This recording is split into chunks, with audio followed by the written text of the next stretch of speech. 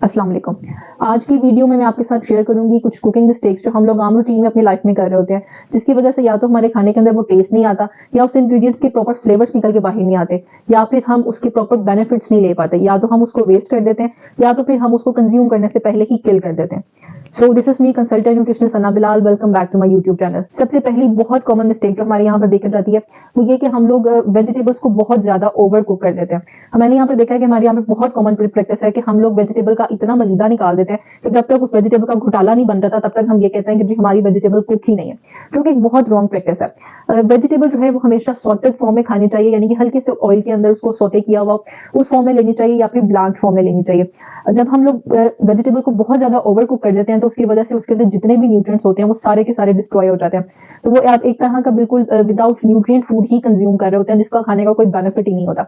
दूसरी बहुत ज्यादा कॉमन मिस्टेक जो हमारे यहाँ पे देखी जाती है कि हम लोग वेजिटेबल्स के अंदर बहुत ज्यादा सॉल्ट ऐड कर देते हैं। वेजिटेबल एक ऐसी चीज है जिसको हम विदाउट सॉल्ट भी कंज्यूम कर सकते हैं, क्योंकि उसके अंदर खुद के एक सॉल्ट मौजूद होते हैं और उसका खुद का एक बहुत अच्छा फ्लेवर होता है। लेकिन हमारे यहाँ पर बहुत कॉमन प्रैक्टिस है कि हम लोग वेजिटेबल्स के ऊपर भर भर के नमक ऐड कर रहे होते हैं और उसके बगैर हमें उसको खाने का मजा ही नहीं आता। इसके लिए आप ये भी कर सकते हैं कि आप आहिस्ता आहिस्ता अपनी वेजिटेबल्स के अंदर से सॉल्ट की क्वांटिटी को कम करना शुरू कर दें।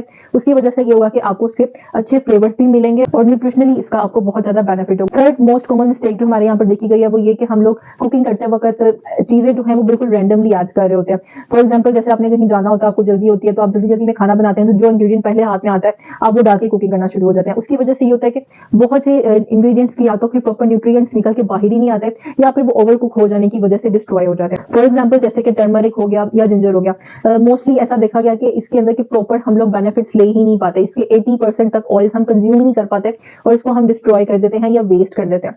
कुकिंग करते वक्त भी एक प्रॉपर पैटर्न है, आप इस पैटर्न को याद कर लें और उस पैटर्न के अकॉर्डिंग आपने चलना है। जैसे कि आपने जब कुकिंग करनी है तो सबसे पहले नंबर पे आपने ऑयल ऐड करना है। ऑयल ऐड करने के बाद आपके पास जो होल स्पाइसेस मौजूद हों आप उसके अंदर वो ऐड करें, जैसे कि कड़ी पत्ता हो गया, काली मिर्च, इलायची वगैरह, दालचीनी, कुछ भी जो आप ऐड करना चाहते हैं वो वाले आप होल स्पाइसेस इसके अंदर ऐड करें। जब आप इसमें थोड़ा सा घी के अंदर होल स्पाइसेस को फ्राई कर लें उसके बाद आप इसके अंदर ऐड करें प्याज, क्योंकि प्याज जो है वो कुकिंग में थोड़ा सा ज्यादा टाइम लेता है। उसके बाद आप इसमें अनियंस ऐड करें।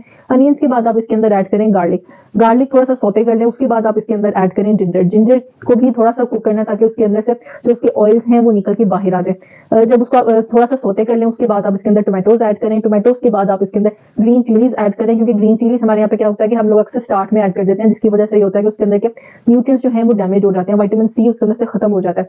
उसके बाद आप इसमें ग्रीन चिली ऐड करें। ग्रीन चिली ऐड करने के बाद बिल्कुल हल्का सा कुक करना है, ज्यादा हीट नहीं देनी इसको, बिल्कुल हल्का सा कुक करें। और कुक करने के बाद आपने इसके अंदर जो सी भी स्पाइसेस ऐड करनी हो आप उसके अंदर वो ऐड कर सकते हैं। एक और जो बहुत हमारे यहाँ पे कॉमन मिस्टेक पाई जाती है वो ये कि cooking rice in wrong way, यानी कि हम लोग चावल को बड़े गलत तरीके से पकाते हैं।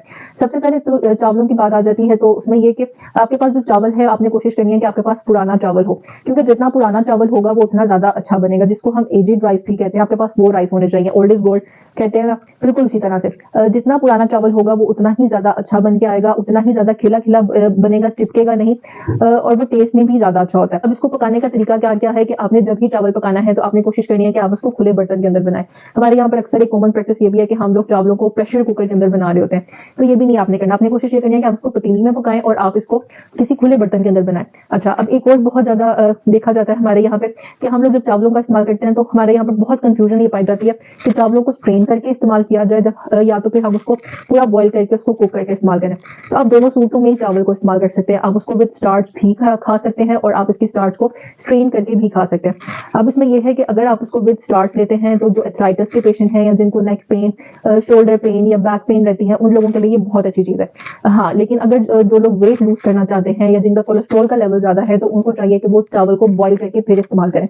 उससे ये होगा कि अगर आप बॉईल करके इसको स्ट्रेन कर देते हैं तो इसका स्टार्च इसमें से कम हो जाएगा, जिसकी वजह से इसका ग्लाइसेमिक इंडेक्स जो है वो कम हो जाएगा, चावल थोड़ा हल्का हो जाएगा, खाने में भी लाइट होगा, तो आप इसका इस्तेमाल कर सकते हैं। अगर आप विद स्टार्च ही कंज्यूम करना चाहते हैं, अगर आप पोर्शन कंट्रोल पे हैं तो फिर आप विद स्टार्च भी इस्तेमाल कर सकते हैं इसका। एक और कॉमन मिस्टेक जो हमारे यहाँ पर पाई जाती है वो ये है कि reheating food again and again. आम अल्फाज में हम इसको ऐसे कह सकते हैं कि हम लोग खाने को बार बार गर्म करते हैं।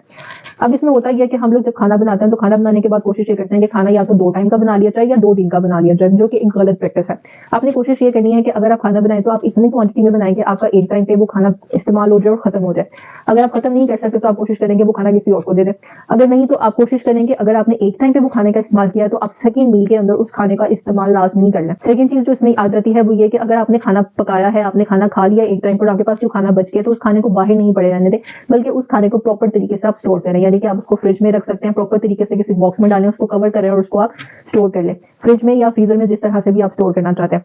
थर्ड चीज इसमें आ जाती है वो ये कि आपने अगर खाने का इस्तेमाल करना है दोबारा से तो आप कोशिश करेंगे आपने जितना सा पोर्शन उसमें से इस्तेमाल करना है या खाना है, आप सिर्फ उसमें से उतना पोर्शन निकालें और उस पोर्शन को निकाल के आप गर्म करके उसका इस्तेमाल करें, ना कि आप उसकी जगह पे पूरा का पूरा सालन निकाल के उसको गर्म करें और उसमें से थोड़ा सा पोर्शन इस्तेमाल किया और बाकी के सारे को आप फिर से फ्रीज कर दें।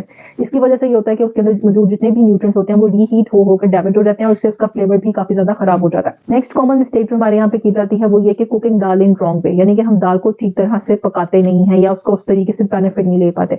दाल एक बहुत अच्छी चीज है बच्चों के लिए भी और बड़ों के लिए भी। इसके अंदर प्रोटीन, फॉलेट, मैग्नीशियम, पोटेशियम बहुत अच्छा सोर्स है।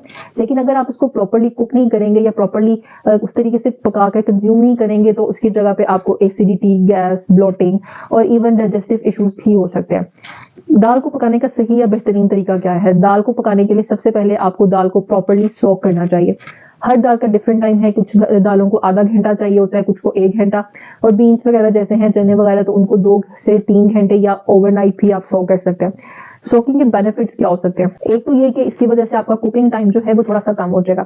सेकंड ये कि आप जो भी चीज कुक कर रहे होंगे वो इवनली कुक होगी, एक जैसी कुक होगी, कहीं से कच्चापन और कहीं से कुक नहीं, ऐसा नहीं होगा, बल्कि इवनली या एक जैसी कुक होगी। थर्ड ये कि इसकी वजह से आपके जितने भी न्यूट्रिएंट्स हैं उसकी प्रॉपर एब्जॉर्प्शन कर पाएंगे। दाल को प्रॉपर्ली सोक नहीं करते तो इसके अंदर कुछ न्यू कंपाउंड्स बनना शुरू हो जाते हैं, जैसे कि फाइटिक एसिड हो गया, लैक्टिक एसिड हो गया या ओलिगोसैकेराइड्स, ये चीजें बनना शुरू हो जाती हैं जिसकी वजह से आपको डाइजेस्टिव इश्यूज आ सकते हैं। नेक्स्ट कॉमन मिस्टेक जो हमारे यहाँ पे पाई जाती है वो ये कि हम लोग वेजिटेबल्स के ऊपर से एक्स्ट्रा फाइबर जो है हम उसको थ्रो कर देते हैं या हम उसको फेंक देते हैं। हमारे यहाँ पर एक बहुत ज्यादा कॉमन प्रैक्टिस है कि हम लोग वेजिटेबल्स को अच्छी तरह से पील करके, छील के फिर इस्तेमाल करते हैं, जिसकी वजह से होता है कि जब हम उसको पील करते हैं तो उसके ऊपर जितना भी एक्स्ट्रा फाइबर होता है वो सारा का सारा हम लोग वेस्ट कर देते हैं या जाया कर देते हैं। फाइबर का तो उसके छिलके बहुत ज्यादा अच्छा सोर्स होता है, फाइबर के साथ साथ और भी बहुत सारे न्यूट्रिएंट्स उसके अंदर पाए जाते हैं जिसको हम प्रॉपर्ली, या हम ये कह सकते हैं कि जिसको हम कंप्लीटली वेस्ट कर देते हैं। इसलिए हमें कोशिश करनी चाहिए कि हम जब भी वेजिटेबल्स का इस्तेमाल करें तो हम उसको विद पील कुक करें, जैसे कि कैरेट्स हो गई, पोटैटोज हो गए, हम इनको बहुत इजीली विद पील हम कुक कर सकते हैं। और बहुत से मुख्तलिफ विटामिन और मिनरल्स के अलावा ये बहुत अच्छा एंटीऑक्सीडेंट्स का सोर्स। होप सो मेरी आज की वीडियो आपको अच्छी लगी होगी। किसी भी तरह की कोई क्वेरी हो, कुछ पूछना चाहते हो तो मेरा व्हाट्सएप नंबर स्क्रीन पर चल रहा होगा। Thank you for watching. Allah Hafiz.